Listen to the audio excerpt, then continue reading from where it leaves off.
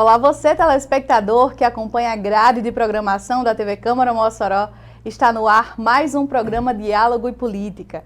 Hoje a nossa convidada é super especial, ela é a reitora da UFESA, Ludmila Oliveira, que está aqui no nosso programa pela primeira vez. Seja muito bem-vinda, Ludmila. Muito obrigada, pelo convite, pelo espaço. É uma honra estar aqui novamente, porque eu fui, pela primeira vez aqui, mas eu fui em outro momento quando era lá na Câmara Municipal. Então, já agradecer desde já o convite e dizer que estamos aqui à disposição para fazer esse diálogo, não é? Sim, com certeza. Está estreando aqui os nossos estúdios, Conheceu aqui Gostei, a nossa viu? sede. E Gostei. você, inclusive, também começar falando já da questão da comunicação, Que a UFESA está ampliando os canais de comunicação, não é isso? Sim, olha, gancho. Exato, a nossa UFESA e aqui eu quero registrar em nome da equipe aí que Passo Júnior está à frente, não é? Nós temos ali referências como Carlos Adams, Igor, Caterine, enfim. Nós temos uma equipe de pequenas pessoas, mas de grande envergadura e de altíssima capacidade. Então, eles têm aí um trabalho, eu sempre disse, sabe, que eles teriam condição de ir muito mais longe. Nós apoiamos todos os documentários, todos os trabalhos e tudo. E recente, nós estamos muito felizes porque recebemos aí o nosso sinal de rádio e TV. Vamos começar com a rádio, que é a nossa FM Semiárido, se Deus quiser. Isso é muito bacana, Ludmila? A gente não imagina o universo que é a universidade, Então lá tem projeto de extensão, tem cultura, tem esporte, tem tudo. E as pessoas precisam saber o que acontece dentro da UFESA, Exato. A universidade, ela tem em sua primeira missão, quando nós somos contratados, ali para fazer o nosso exercício como professora, é o de ensinar. Mas a universidade, ela vai muito além disso.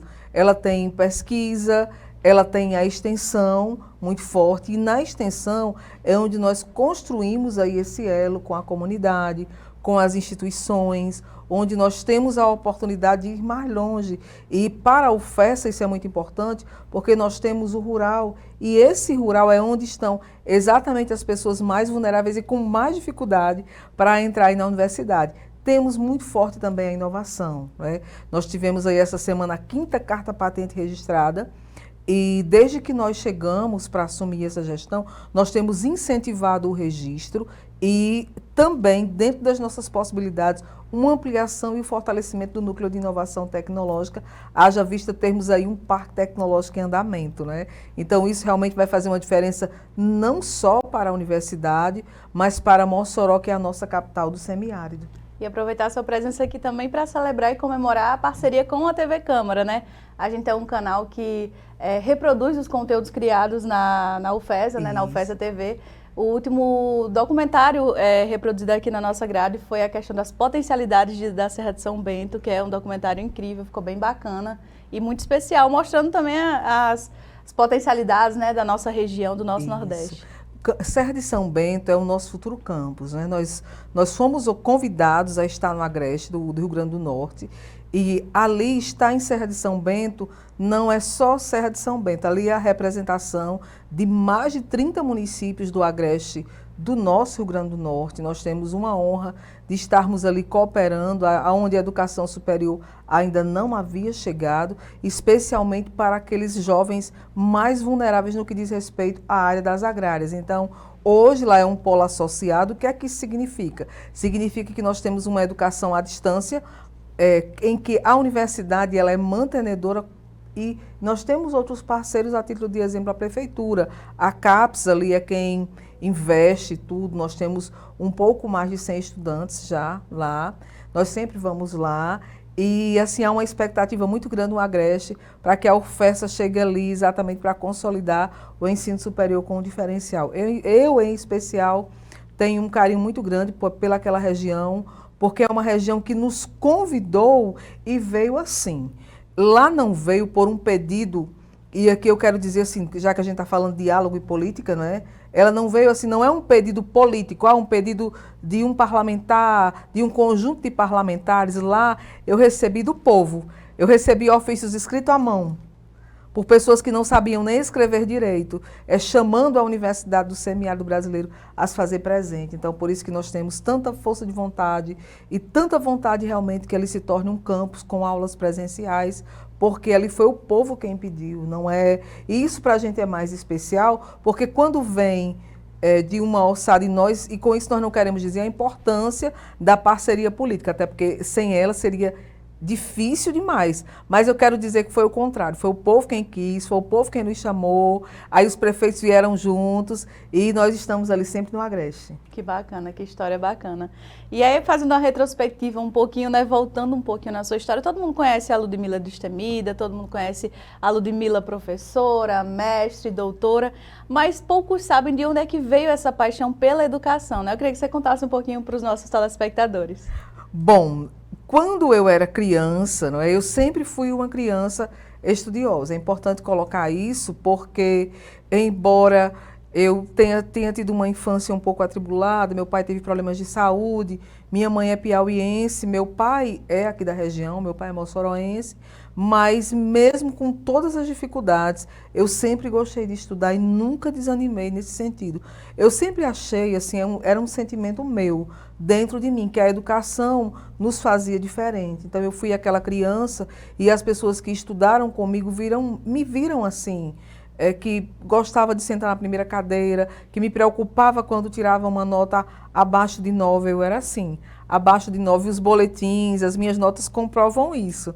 Então, essa já foi minha história, assim, quando eu fazia ensino médio, embora eu tenha casado aos 16 anos, e aos 17 já mãe e tudo, eu fazia 2 cursos. Eu fazia ensino médio e fazia escola técnica, que eu sou técnica em contabilidade também, pela União Caxeiral. Fui das últimas turmas em que os pioneiros da história da contabilidade, né, que criaram o curso de economia e de contabilidade aqui na região, fizeram.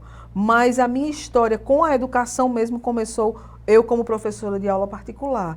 Eu comecei com uma estudante na minha casa, depois veio a irmã, e as coisas foram caminhando, embora meu esposo fosse dono de escola, fosse um dos sócios de uma escola que foi um divisor de águas para Mossoró, União Colégio de Curso. Nós só tínhamos escolas tradicionais e eles trouxeram uma metodologia de ensino em que os cursinhos das grandes capitais, as aprovações dos vestibulares, a entrada em grandes concursos e a entrada massiva em vestibulares como medicina, direito, que sempre foram concorridos. Mas eu construí uma história dentro da minha casa, nunca tive vergonha de ser professora de aula particular, pelo contrário, eu tenho honra de dizer até hoje que estou reitora, mas comecei a minha história com a educação, sendo professora de aula particular, de matemática, química e física, e quando eu não sabia, eu realmente ia aprender, e eu acho isso muito honroso, porque eu não precisei utilizar do argumento ou até me ancorar. Isso é uma lição que eu deixo, inclusive, dentro desse diálogo para algumas mulheres jovens da minha idade. Algumas etapas precisam ser ultrapassadas. Então, se hoje, graças a Deus, eu tenho essa preparação para estar vivendo esse momento hoje, é porque eu sou uma mulher de fé, não é? Sou uma mulher cristã, não nego a minha fé em lugar nenhum, não me envergonho do Evangelho de Cristo, de maneira nenhuma. Isso eu faço questão de dizer, não é questão de dizer, é porque eu faço questão de viver. Então, de onde vem essa coragem? É Deus. De onde? É Deus, porque se não fosse Deus, gente, eu já estava morta. Por bem menos a gente vê pessoas assim, vê pessoas padecendo. Não é que existam super-humanos, mas a gente tem que olhar realmente para o sol brilhando, para o dia diferente. Então, foi dentro dessa situação que eu fui construindo essas etapas. Eu cheguei a ter a minha própria sala de aula, tive muitos estudantes ilustres, que hoje são ilustres, que foram deputados, que hoje são juízes, que são médicos e tudo. Enfim. Jornalistas. Exatamente, jornalistas, é verdade. Eu considero isso uma vitória, eu considero isso uma história muito bonita. E aí, o que é que eu, sinceramente, assim, eu aprendi com eles, não é? Aprendi a ser professora, porque quando eu saí da escola de aula particular para ser professora no ensino superior, e para vocês verem como as coisas são. Um determinado dia, uma pessoa me perguntou assim, você não tem vontade de ser professora numa escola, não? Eu disse, olha, eu não tenho vontade porque esse meu dia a dia aqui me colocou com um desejo. Hoje eu queria ser professora de uma universidade federal. Na época, a Exam ainda estava passando, assim, naquele momento de 2007, que eu era professora de aula particular naquele tempo ali, então naquele momento ali, naquela transição ali, a Exam ela tinha uma história de agrárias. Para a formação que eu tinha, era humanamente assim impossível pensar. Mas quando uma vez eu coloquei isso, aí queira pelo menos ser de uma universidade estadual, eu disse, não, olha, eu não estou diminuindo uma universidade estadual, eu estou dizendo que eu quero ser professora de uma universidade federal. Eu considero uma universidade federal uma universidade que tem potencialidades, que nos dá oportunidades para outros estados, para outras visões. E quando você está num estado, você fica focado ali e a missão é ali. Eu sempre senti que a minha missão seria algo maior. É tanto que todos os concursos que eu tentei na Universidade do Estado do Rio Grande do Norte não deram certo. Eu nunca coloquei isso em nenhuma entrevista, né? Mas eu estou colocando isso pela primeira vez. Nunca deram certo. E eu não entendi. Um dia eu saí chorando da UERN. Eu lembro disso como se fosse hoje. Eu vinha com minha mãe, eu fui fazer uma seleção lá para professor substituto, foi algo assim. E quando a gente termina a seleção, precisa buscar o currículo para poder não ficar lá, não queimarem, nem nada. Então, isso é comum nos concursos. E quando eu fui no caminho, eu ainda ali na Leste-Oeste, eu e minha mãe dirigindo, que eu não dirijo nem nada, aí eu disse assim, mamãe, eu acho que Deus está falando comigo uma coisa hoje. Não é eu que não mereço a UERN, é porque lá não tem uma história para mim. Lá não tem uma história para mim. Então, quando eu peguei o meu currículo lá, como vocês estejam vendo, algumas professoras que estavam lá, elas viram. Eu disse, Jesus, esta universidade, eu não sei se ela não me quer, eu disse essa palavra assim, mas o Senhor me quer. Então eu peguei meu currículo e nunca mais eu tentei nada ali. E quando eu menos esperei, assim, de repente, realmente tudo mudou de lugar, veio a oportunidade para eu fazer o concurso na UFESA. É uma longa história até chegar nele, não é?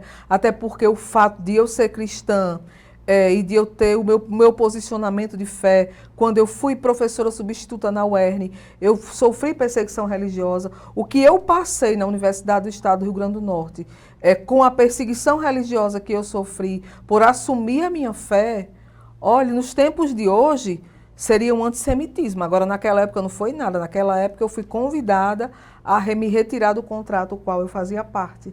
Não é? E eu não tenho vergonha de contar isso, porque as pessoas sabem disso. Não é? Também com isso eu não estou diminuindo a universidade, também não estou acusando ninguém, também não é nenhuma denúncia, é apenas um testemunho, não é? Porque se alguém que está assistindo está passando por uma situação difícil, eu confesso que assim, existe uma passagem na Bíblia que diz assim, que Elias, ele enfrentou ali todos aqueles homens de Baal, né? Eu vou até colocar assim, para não usar o nome profeta. Mas ele, por uma palavra, ele foi para a caverna. Então, pronto, aquela situação me levou para uma caverna, me levou para um estado de tristeza, me levou para um estado que não é a Ludmila que você está vendo hoje. Eu quis realmente desistir de tudo, não tenho vergonha de dizer isso. Eu chorei por vários dias e eu disse para mim mesma, eu não vou fazer mais nada, eu não quero mais nada, eu vou rasgar esse diploma, eu não quero, eu não suporto isso, eu não quero isso, eu acho que eu fui para o caminho errado, eu podia ter continuado com minhas aulas particulares e tudo, eu não sei o que foi que eu fiz da minha vida, eu perdi meu tempo. Eu fui fazendo essa reflexão. Sim. E quando foi um dia, eu sempre gostei de escrever e de ler, né? Embora eu tenha passado pela contradição e ainda passo aí, enfim, de algumas situações, mas eu recebi um telefonema. E nesse telefonema alguém dizia assim, professora, você pode vir fazer um curso de redação oficial na UFESA? Aí eu disse, na UFESA, um curso de redação oficial?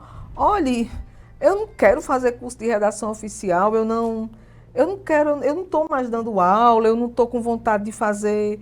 Tipo assim, a pessoa insistiu, não, me disseram que você é capaz, que você tem condição de fazer. E aí o que foi que aconteceu, né? O tempo é curto, mas eu vou contar para vocês rapidamente o que foi que aconteceu. Aquela pessoa, naquele horário de meio-dia, ela me levantou. Do jeito que uma palavra mata. Uma palavra vivifica. Ela disse, vá, você é capaz. Aquele assim, você é capaz, Chorei, chorei, Deu um estalo, chorei. né? Me levantei e fui, né? Primeiro dia não foi fácil, assim, eu fui assim, a maquiagem cobrindo as lágrimas. Sabe assim, quando você tá triste, não é assim, né? Você faz uma maquiagem, mas você faz a maquiagem para ir cobrindo as lágrimas. Então, foi como eu fiz aquele curso de 5 dias na instituição. Mas no penúltimo dia, Deus me deu uma grande luz. E foi a luz realmente que me levou a me levantar naquele momento. E eu comecei a enxergar que eu não precisava ficar ali, que eu poderia me levantar, que tinham outras oportunidades. E eu fiz o concurso da UFESA para uma área completamente interdisciplinar. Eu acredito que a vaga que eu ocupei naquele momento, naquele concurso, eu fui chefe de departamento, fui diretora de centro e hoje estou reitora. Quero lhe dizer que nenhum edital passa com um perfil como aquele que passou. Nenhum perfil. Então eu entendi perfeitamente que havia um propósito ali na minha vida, na minha história, e eu sou muito feliz todos os dias, quando eu passo ali pelos portões daquela universidade, eu digo, obrigada, Senhor, porque aqui é um sinal de vitória para mim. Então, a minha vitória não é só a vitória de ter alcançado processos eletivos, de estar reitora, não é isso. É a vitória de ter também superado uma condição sine qua non, que é a nossa capacidade de superação enquanto pessoa. Então é muito importante o que a gente fala, o que a gente diz para a gente não matar as pessoas. É o que eu chamo de kamikazes da alma. Inclusive eu já fiz um texto sobre isso e vou escrever quando eu tiver mais tempo, né, assim, concluir essa missão que eu estou cumprindo. Daqui a algum tempo eu vou escrever algumas coisas que eu guardei no meu coração para que sirvam de lições para outras mulheres no mundo aí. Que bacana. E era justamente sobre isso que eu queria falar, porque você também é escritora, né? Tem livro lançado, inclusive ocupa cadeiras de academias, né? Das mais variadas ciências, ciências sociais, né? Jurídicas. Eu queria que você falasse um pouquinho dessa experiência, né? Da paixão pela escrita. Olhe, a paixão pela escrita também começou, assim, eu acho que na minha vida como um todo, porque escrever com a alma não tem faculdade para isso. Verdade. Você não prepara a pessoa assim,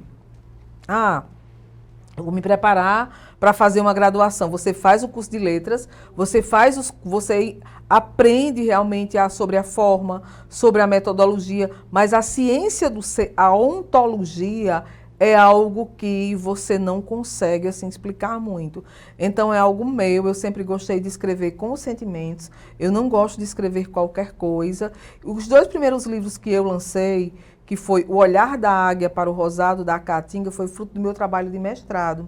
Eu acabei dando um título poético, não é, para um trabalho na área de degradação ambiental que eu escrevi, que eu pesquisei, e o que me levou a enxergar como uma águia para aquelas áreas de degradação foi porque um determinado dia eu cheguei por volta de 1h da tarde, encontrei um lenhador, já tinha cortado aí pelo menos mais de 10 metros de lenha naquele dia, e aquela terra assim, com um aspecto rosado, e eu olhei e vi assim, uma mistura de sobrevivência com o ambiente, com tudo, e eu olhei, eu disse, o título, isso não tem outro, eu tenho que olhar aqui como uma águia, porque eu preciso enxergar a esperança onde não tem, porque na mesma área eu voltei e outras vezes, quando choveu, não é, ficou verde. Então, foi um trabalho que eu fiz com muita paixão, assim, porque eu aprendi de perto o que é a sobrevivência, eu aprendi a entender a questão ambiental como ela tem que ser entendida, porque falar de questões ambientais, de sustentabilidade, de ODS, é muito fácil. Agora eu quero saber quais são as ODS do futuro para você manter o ser humano vivo, quando ele não tem o que comer, quando ele não tem trabalho, quando ele não tem nenhuma subsistência. Então é preciso ter uma tolerância em algumas perspectivas. Então foi um trabalho assim que até hoje assim, eu não me esqueço. Eu consigo lembrar de detalhes dele. Então esse foi o meu primeiro livro. O segundo livro, né, foi justamente o do meu trabalho de doutorado. E ele, assim como o primeiro, veio com uma inspiração também poética, porque é um trabalho que versa sobre gentrificação espacial.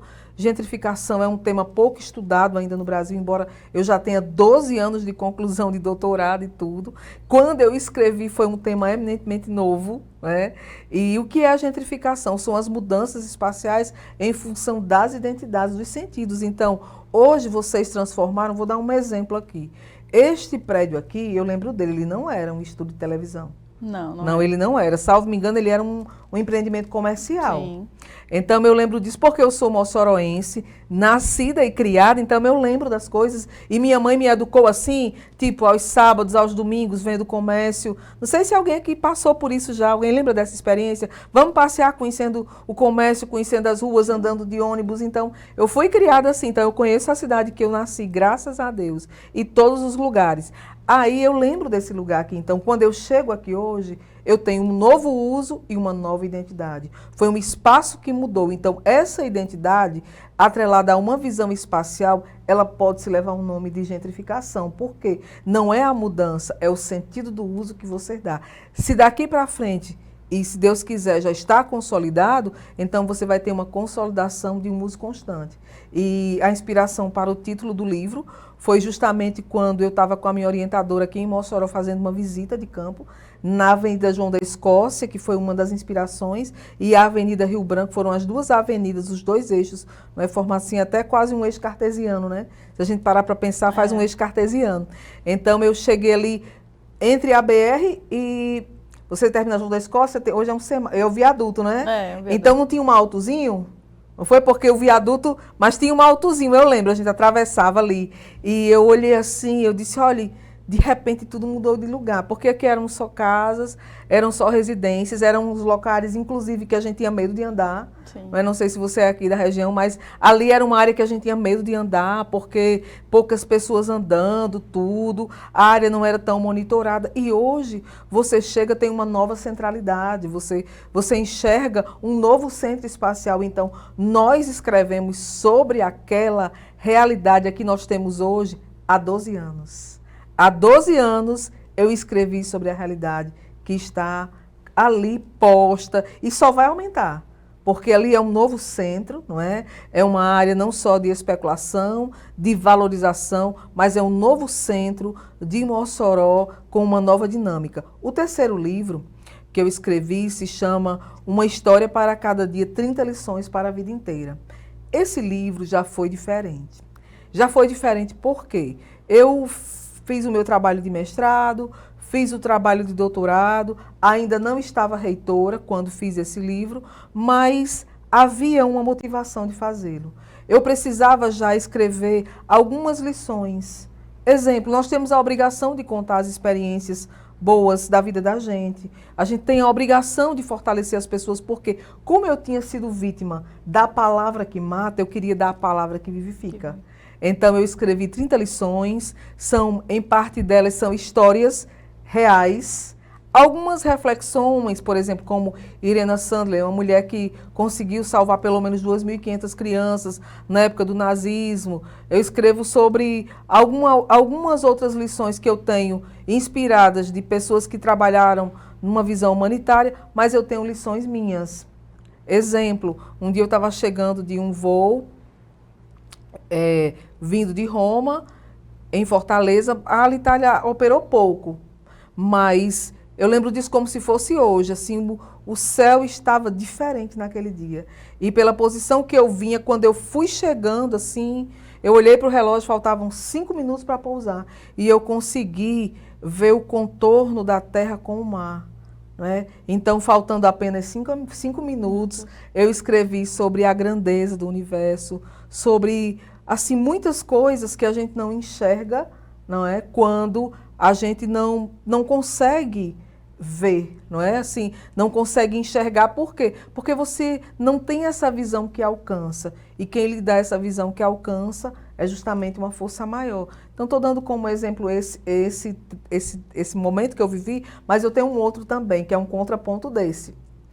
Porque eu estava viajando de Viena para a Rússia. E num trecho entre a Polônia, numa época de inverno assim, tipo janeiro, fevereiro, e o avião ele deu assim um estrondo, sabe? Para quebrar aquela barreira. Então, estava bem escuro, mas quando ele ultrapassou, estava um céu lindo. E a gente pôde ver exatamente assim a divisão entre até onde a gente alcança, não é? Então, eu gosto de escrever isso. Então, esse livro tem justamente essas 30 lições. Escrevi também sobre uma amiga, né, que eu tive de faculdade, que ela ia prefaciar o livro, e ela morreu, fez sua passagem dessa para outra durante esse momento, e ela fez, então eu escrevi um pós-fácil sobre ela, e eu estou me preparando para escrever o próximo livro, né? Então, não sei quando é que eu ainda vou lançar, porque esse vai ter, é justamente uma biografia, mas ele já tem um título, sabe? A História que Ninguém Contou. Bacana. Aí esse eu vou, aí esse é. Então eu tô assim, sabe? Eu já tentei começar, mas assim eu tô com ele pronto, sabe? Assim, os espiritualistas diziam assim, ela vai psicografar. Mas não é psicografia, porque eu tô com toda a inspiração pronta, assim. Quando eu sentar, aí as pessoas vão saber. Tem uma história que ninguém contou. Aí eu vou contar a história que ninguém contou. E eu tô vendo somente aí tá em plena efervescência, né? Então eu vou voltar aqui para a gente conversar sobre o livro e sobre as histórias que ninguém contou. Bacana, já fica aí. Então, o primeiro e segundo, mais sobre a perspectiva acadêmica, e o terceiro aí, mais sobre experiências pessoais, né? Exatamente. E você que está aí do outro lado, tá gostando de conhecer um pouquinho mais da reitora Ludmila Oliveira? Então, não perca no nosso segundo bloco, que a gente volta daqui a pouco contando muito mais sobre a história tanto da Ludmila quanto da UFESA.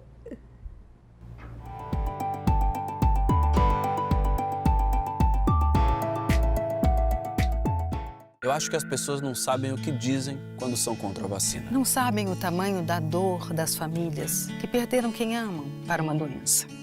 Não sabem o tamanho da dor dos pais aflitos. Seus filhos hospitalizados. Será que é preciso assistir à volta dessa e outras doenças para acreditarem na vacina?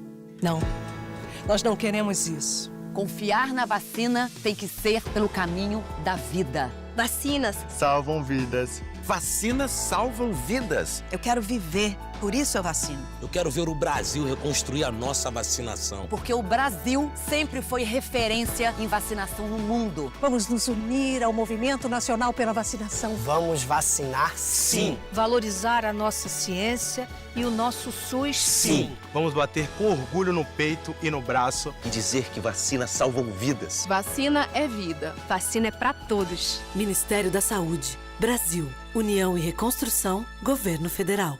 Eu negligenciei minha saúde durante muito tempo por conta do trabalho. Eu sempre me preocupava mais em trabalhar do que cuidar da minha saúde. E aí isso me cobrou um preço muito alto, né? Sabe, meu filho, eu já fui um pouco relaxado mesmo, sabe? O homem, ele precisa estar forte o tempo todo. Ele precisa não ter fraquezas, ele precisa estar sempre disponível.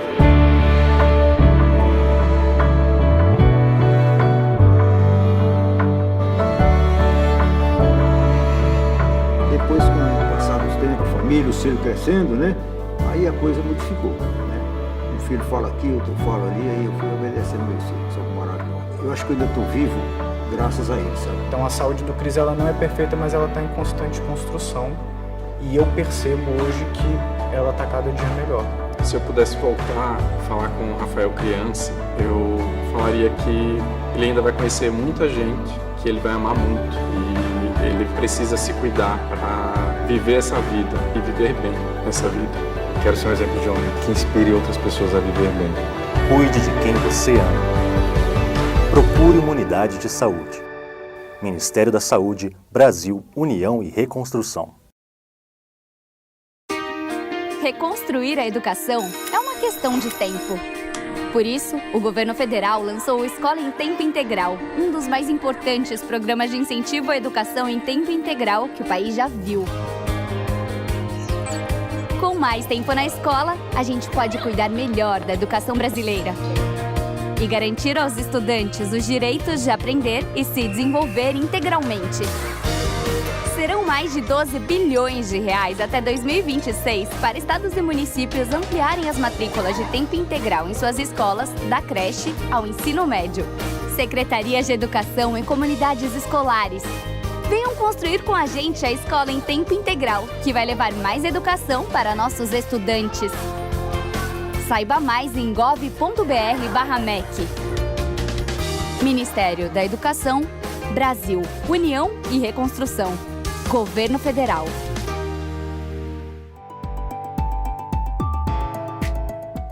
Estamos de volta para o segundo bloco do programa Diálogo e Política. Hoje a gente recebe Ludmila Oliveira, reitora da UFESA. E no primeiro bloco a gente acompanhava um pouquinho da história de vida dela, né? Como ingressou na educação, falava ali um pouquinho das histórias, das experiências de vida. E nesse segundo bloco a gente fala um pouquinho da gestão da Ludmila à frente da UFESA, né? Essa instituição é importantíssima, não só para Mossoró, mas todo o Nordeste, todo o Brasil, né? E isso foi atestado recentemente no ENARE, né? Porque a UFESA tem os melhores cursos do Brasil, né? Vários cursos entre os melhores do país. Exato. A nossa universidade tem nos últimos 3 anos, né? Assim, eu vou falar da gestão a qual eu estou à parte, né?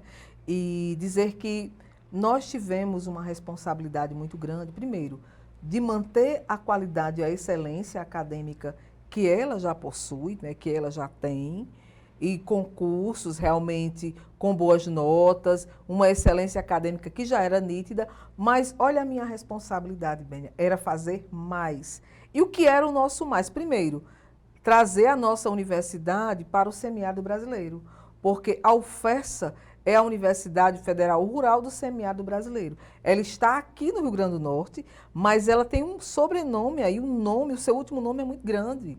Nós respondemos pelo semiárido. E como respondendo pelo semiárido, uma das nossas missões, a primeira, que é o compromisso com o ensino, foi trazer para esse ensino a qualidade que ele merece. Como fazer isso? Primeiro, nosso trabalho para termos aí mais professores. Por que mais professores impactam na qualidade e nas notas? Porque à medida que você dá a condição para um professor que tem dedicação exclusiva, para que ele possa ter essa dedicação exclusiva com a qualidade, com o zelo que ela merece, então você vai ter uma qualidade de ensino diferenciada. Então foram pelo menos aí bem mais, aqui eu não estou lembrada o número correto, mas bem mais do que 40 códigos de vagas foram nos 2 primeiros anos. Novos códigos de vagas que não estavam pactuados de docentes. Então, isso trouxe realmente um impacto muito grande. Uma outra coisa ainda importante nesse sentido foi esse acompanhamento, e eu acredito que influencia sim, de uma reitoria itinerante.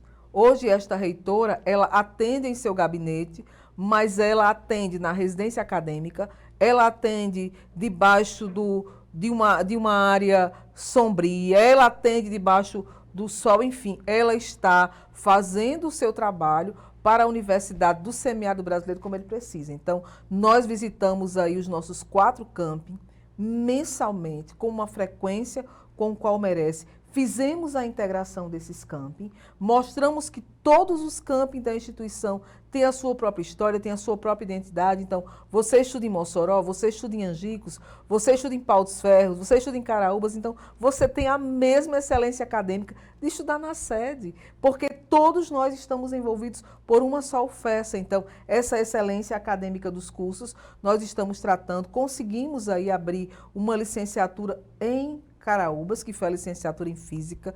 Diga-se de passagem que a licenciatura em Física tem um papel muito importante para a qualificação de profissionais capazes de dar contribuições no sentido da inovação. Ainda um trabalho vocacionado para a Física foi essa aproximação nossa em trazer o potencial que nós temos na astrofísica, não é? Com o convênio que nós estamos aí concluindo para assinar a Agência Espacial Brasileira, NASA e Mackenzie, né? Então, só isso.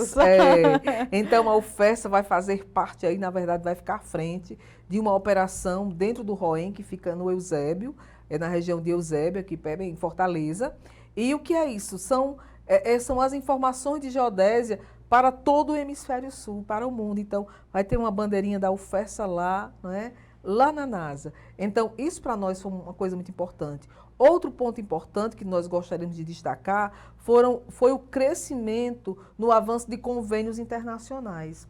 Nossos estudantes da engenharia de pesca, por exemplo, já tiveram a oportunidade de estar no país de Israel, mostrando seu potencial com grandes pesquisadores do mundo. Então, a Universidade do Semiárido Brasileiro chegou no país em que melhor entende de semiárido no mundo. Foi um outro avanço importante. Um outro que eu gostaria de colocar também, e isso influencia também para a qualidade, é o que nós vamos assinar agora, ainda esse mês, não é? Nós vamos ser a universidade do país que primeiro vai formar pilotos comerciais. Então, olhe, Mossoró é pioneira.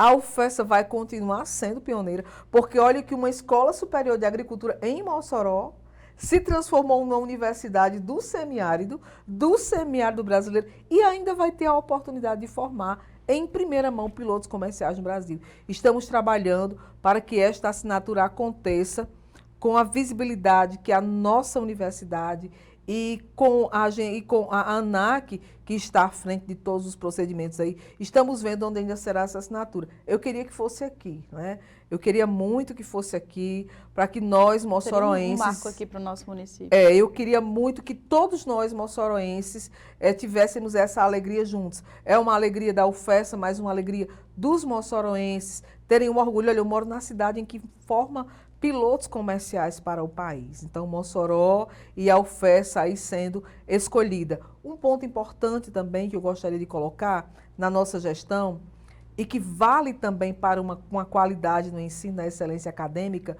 nós escolhemos capacitar pessoas, nós escolhemos construir pessoas. Então, nós não construímos tantos prédios, de maneira nenhuma.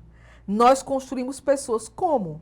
Nós passamos a construir pessoas a partir dos menores. Então, a vulnerabilidade social e econômica dos nossos estudantes é nossa prioridade. E hoje, na assistência estudantil, não só não estou falando de uma reforma de residências, nem de manutenções que são dadas em residências, mas eu estou falando daquele estudante que chega na universidade, que não tem absolutamente nada, e ele tem água mineral para tomar, ele tem a casa com um colchão bem forrado, ele tem na casa que ele mora fogão novo, geladeira nova, ele tem micro-ondas. No caso das residências femininas, né, por uma emenda impositiva que chegou inclusive da deputada Natália Bonavides, foi possível colocar máquinas de lavar nas residências masculinas. Nós ainda não colocamos, mas estamos trabalhando para tal. E também tivemos aí a grata condição de mantermos ali esses nossos... Eu estou falando isso dos 4 campi, viu? Igual. Perfeito. Então, ele tem água mineral, tem o auxílio da questão do material de limpeza, né? Ele recebe aquele kit, porque não era justo que o estudante recebesse, ainda comprar material de limpeza, né? Ele recebe o auxílio café da manhã de R$100, os que não recebem nada, recebem um auxílio de R$450, e almoço e jantar gratuito. Então, nós temos trabalhado numa perspectiva de... Um ponto importante que a gente trabalhou também foi a qualidade dessa alimentação. Para mim não era suficiente ter a alimentação. Eu chegar no restaurante universitário e almoçar, vou almoçar o que eu quero, eu me preocupo com a qualidade daquela alimentação também, porque em muitos casos, Bênia, é o único alimento que aquele estudante tem. E eu sou mãe, e eu na condição de mãe podia ser meu filho. Verdade. Então o que meu filho está comendo? Se ele estivesse em casa, ele ia ter pelo menos o feijão aqui. Será que ele tem pelo menos o feijão lá também? Então, nós fizemos uma mudança nas licitações para reduzir. Assim, foi uma redução imensa dos valores dos aluguéis dos restaurantes. Por quê? Só para vocês terem uma ideia, um aluguel que custava em torno de R$12 mil, ele hoje custa menos de R$2 mil. Como assim? A receita própria, nesse caso, da universidade, para uma universidade da nossa envergadura, ela não tem o impacto que a gente precisa ter. Porque o que é 12 mil todo mês para uma universidade dessa envergadura? Não representa nada. Mas para o meu estudante, quando eu faço essa redução e eu peço como contrapartida uma alimentação com uma qualidade diferenciada, aí eu vou ter um impacto. Porque ninguém aprende com fome. Isso ninguém é bacana aprende com fome. Porque nós estamos falando de estudantes ali que passam 5, 6 anos da vida, né, dentro da universidade, que realmente precisam dessa assistência. Nós estamos em recesso, mas se você for fazer uma visita nos 4 campi da instituição, os moradores estão lá. Estão lá. Os restaurantes estão fechados, mas pelos auxílios que eles recebem, não é a mesma condição, né? Quando chega o período de recesso, a gente fica mais preocupado, mas eles têm o fogão em casa, tem o micro-ondas, tem a geladeira, fica acompanhando. Eu, inclusive, ainda este mês vou fazer uma visita em todos os campi, nas residências, para ver como é que está. Então, eu estou colocando isso porque eu não posso falar de convênios internacionais se eu não colocar a condição que eu estou dando para o meu estudante ali. Incentivamos também a modalidade das línguas, né? Aumentamos, ampliamos, temos fortalecido e incentivado os nossos estudantes a ficarem realmente aptos a ingressar em outro lugar do mundo, principalmente pelo inglês ou espanhol. Então, esse é um ponto importante. E, acima de tudo, o que é que a gente tem visto também? Tem observado que a transparência é muito importante. E um dos pontos importantes da nossa gestão foi ter hoje, se vocês entrarem no portal da transparência da instituição lá, Pró-Reitoria de Planejamento, vocês vão acompanhar em tempo real o nosso orçamento, o que nós estamos pagando, o que nós estamos fazendo, os nossos contratos. Então, a instituição ela está à disposição. O povo que com seus impostos custeia a universidade pública, que ela é pública, ela é gratuita, né? Costuma-se utilizar o jargão, eu considero um jargão, pública, gratuita e de qualidade. Isso aí não é tão simples assim, viu? Porque para ter qualidade precisa saber fazer a governança pública para que essa qualidade ela venha a ser parte da excelência do cotidiano, do dia a dia. Então, é importante colocar isso. Um outro ponto importante também na nossa gestão foi a valorização, e isso contribui também para a excelência acadêmica, dos nossos servidores técnicos. Somos totalmente favoráveis à jornada flexibilizada do trabalho, que são as famosas, eu digo a famosa 30 horas, mas não é fama nem nada. É o seguinte, é um direito que o servidor público tem, dentro de uma normatização, de um plano de trabalho. E o teletrabalho também, que nós estamos ampliando. A universidade vai ficar sem ninguém trabalhando, não é assim. Nós vamos dar a condição do teletrabalho onde realmente for necessário. Agora, o que é que nós temos como certeza? Que nós não vamos fazer óbice nenhum, porque se você trabalha com qualidade, se você é feliz no seu trabalho, então você vai também cooperar com a minha maior missão na instituição, que é o ensino. Verdade. E só para a gente finalizar essa questão das parcerias, tem parceria também com o município, né? Que é muito importante porque a universidade beneficia aqui a cidade de Mossoró também.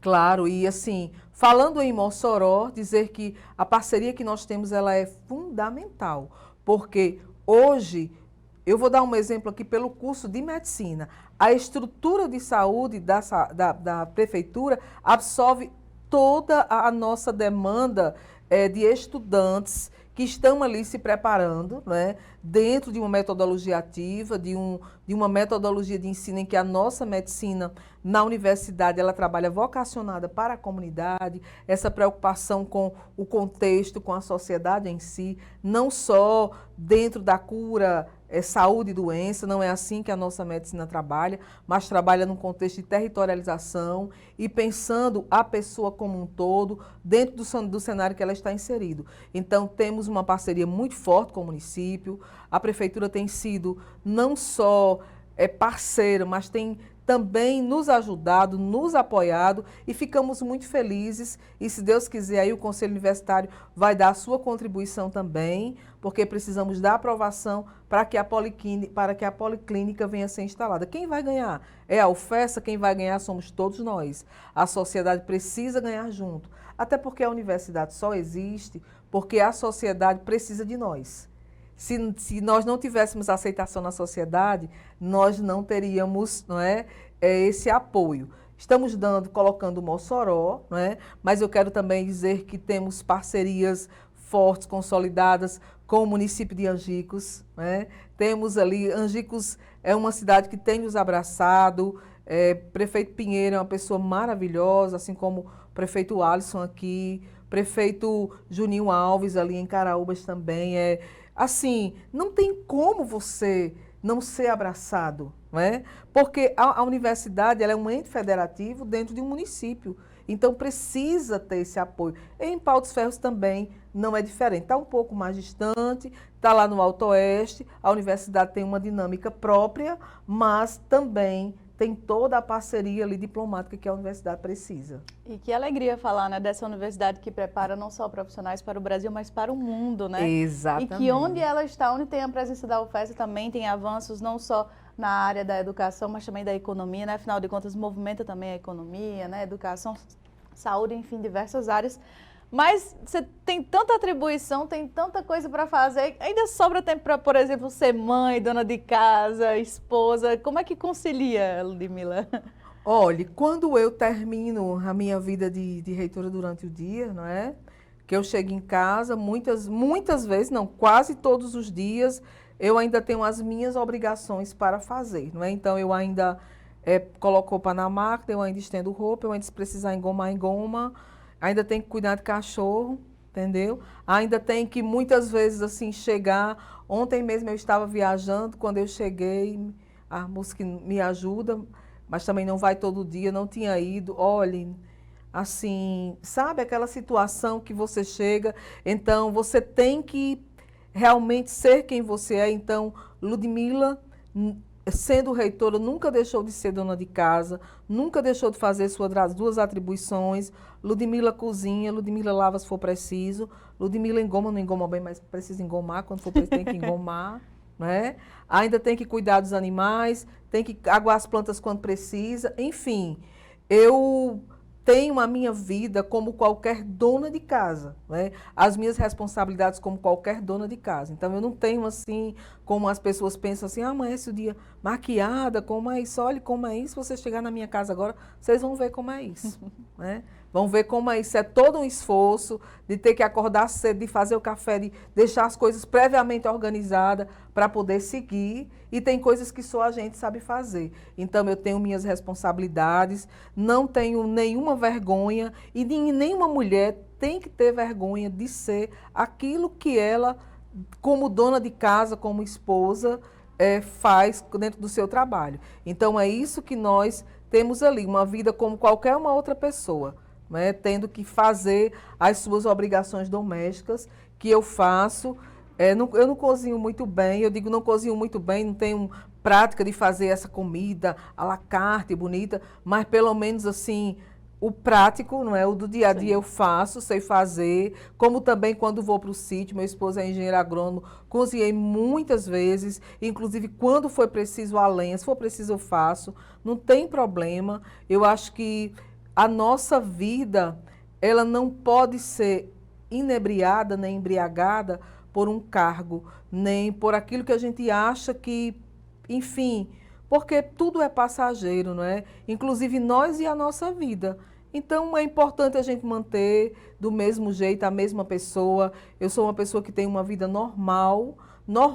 Mudei algumas coisas somente por ameaças que eu recebi. Infelizmente, fui ameaçada de morte e tive que, assim, evitar de ir ao supermercado por quase 2 anos e algumas outras coisas, mas isso não tirou a minha vida de ficar no muro, de deixar as portas abertas, de andar de pé descalço, de fazer a minha obrigação, de pegar a vassoura, de varrer. Enfim, eu acho que a gente está aqui para isso mesmo, entendeu? E ainda sobra tempo para puxar a orelha de Galileu. E ainda sobra tempo para acompanhar Galileu. Eu tenho ido bem menos visitá-lo. Na verdade, nos últimos 3 anos eu só fui uma vez, né, para passar 20 dias com ele. Depois... Só para quem não conhece a história, onde é que ele mora e o que ele faz? Só para quem nosso telespectador conhece. Olha, há 12 anos ele mora fora do país, né? Ele começou morando na Rússia, fazendo medicina lá. Depois ele concluiu por conta da guerra, ele começou novamente na Eslováquia, terminou o curso lá em Bratislava, já dentro da União Europeia, e hoje ele mora na Holanda. Ele passou num concurso e está morando lá, né? Ele é um jovem de... Só para a gente 31 anos, 31 anos. E ele cresceu junto comigo, porque como eu fui mãe muito jovem, então eu acompanhei, né? Então eu tenho os mesmos amigos que ele, enfim, tem horas que ele é até mais sério que eu, tá entendendo? Então, enfim, a saudade é muito grande, que bom que eu tenho muitas obrigações, porque quando eu chego em casa ainda, eu nunca consegui mudar as coisas do jeito... Desde quando ele saiu de casa, a casa continua a mesma, o guarda-roupa continua o mesmo, eu nunca consegui pintar uma janela que ele escreveu quando era criança, lá com o nome dele, e enfim, eu estou me preparando para me desprender, não é, de algumas coisas e até mudar um pouco isso, porque ele já é um adulto, não é mais uma criança, e foi um dos desafios que eu tive que enfrentar. Você só tem um filho e ficar longe é um exercício diário de fé. Eu considero isso um exercício diário de fé e também me ensinou, porque eu olho para cada estudante que eu vejo na minha frente, já que ele tem 31 anos, a maior parte dos estudantes tem a menor idade que ele. Então eu sempre penso, podia ser meu filho, podia ser meu filho, podia ser meu filho. Então eu tenho esse sentimento e eu não quero deixar de ser Ludmila, não quero. Não quero deixar de ser Ludmila do jeito que ela é, da maneira que ela é, porque no dia que eu deixar de ser Ludmila, aí eu morri. Verdade. Né? Então eu quero ficar viva e com fé e perseverante para poder construir a minha história e também ajudar as pessoas também. Tem um ditado popular que diz assim, quem não vive para servir, também não serve para viver. Eu escolhi fazer o bem independente de qualquer coisa. E, enfim, cada um, não é? Cada um tem o seu próprio caminho. Existe uma frase que eu fiz para mim, né? Eu até escrevi no meu livro, lá que eu falei para você, das 30 lições. Nesse livro tem 30 frases minhas. Como acadêmica, na Ascrim, nós registramos frases. Então, que é a Academia de Escritores, né? A Associação de Escritores Mossoroenses. Mas eu tenho algumas frases, mas uma delas foi a que eu escolhi, assim, que eu acho que é mais a minha cara, assim, que a vida prepara o guerreiro, né? E o tempo é quem instrui para o sucesso. Então, não é... Porque é a vida quem prepara. Então, quer dizer, quando eu tinha 16 anos, 17 anos, que eu tinha uma vida completamente doméstica, eu não pensava que aos 48 anos de idade eu ia estar como eu estou hoje. Porque existem meninas da minha época, que são da minha idade e que ficaram somente, perderam a esperança, não quiseram mais estudar e nem na vida familiar conseguiram crescer. Por quê? Porque acharam que ser dona de casa era o fim. Não é. É a sua escolha, é a sua vida, seja uma mãe dedicada. Nem todo mundo realmente nasceu para ser igual aos outros. Mas em tudo que você fizer, você tem que fazer com dedicação. Então foi a vida que me preparou e o tempo foi o meu professor em todo esse momento, em todas essas histórias. E, assim, tem sido muitos desafios, mas até que Deus tem me ajudado e eu tenho certeza que Ele não vai me desamparar, não. Eu vou seguir firme e forte, não é, para poder continuar contando a minha história. E eu quis falar sobre a Ludmila, mulher, mãe, dona de casa, só para as pessoas que nos assistem entender que a gente é superior, né? Nós mulheres somos superiores, a gente faz múltiplas tarefas, tem múltiplas funções, né? E dá tudo certo no final, né, Ludmila? Dá tudo certo no final, olha, só a gente sabe fazer, viu? Verdade. E eu quero agradecer a sua presença aqui no Diálogo e Política, foi um programa interessantíssimo, ficamos sabendo sobre as ações da UFES, um pouquinho sobre a sua vida pessoal, sobre a sua trajetória. Quero agradecer por ter compartilhado também a sua história com o nosso telespectador, isso é muito importante para nós. E quero já deixar o convite aberto para que você venha outras vezes também. Ah, com certeza, eu que agradeço, estou à disposição. E, enfim, podem sempre contar comigo, que se uma missão que eu tenho é essa, como educadora, porque um educador ele tem que ter passos de educação. Quem nasceu para educar não pode educar só na sala de aula, tem que ter um exemplo de educação. Então é isso que eu procuro. Por isso que, assim, Ludmila assim, é muito destemida. Não é porque Ludmila seja destemida, é porque a vida me preparou como guerreira. Então, foi a vida que me ensinou, foram as lições que eu tive que aprender, que me deixaram assim, exatamente assim como eu sou. Muito obrigada. Obrigada, viu, Bênia? Muito obrigada. E você que está aí do outro lado também, nosso muito obrigada por nos acompanhar até aqui. Você já sabe, você nos acompanha pelos canais 23.2 da TCM e também pelo canal 2 da Telecab. Se você perdeu o nosso conteúdo ao vivo também não tem problema, é só buscar por TV Câmara Mossoró no YouTube e ficar por dentro de todos os nossos programas e conteúdos. Muito obrigada pela sua companhia e até o próximo encontro.